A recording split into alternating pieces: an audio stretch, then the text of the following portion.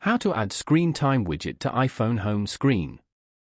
To get started, first of all press and hold a blank area until your apps start to jiggle, then tap on Edit in the top left corner. From the drop-down menu at the top, tap Add Widget Options.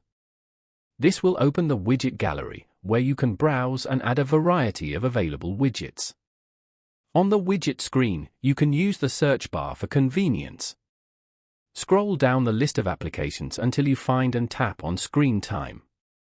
You will now be shown the different types and sizes of widgets available for the screen time settings. You can swipe left or right to preview the different available formats and sizes for the widget. Once you've chosen, tap the Add Widget button at the bottom of the screen. The widget will be placed on your home screen. Once finished, tap on Done at the top right corner.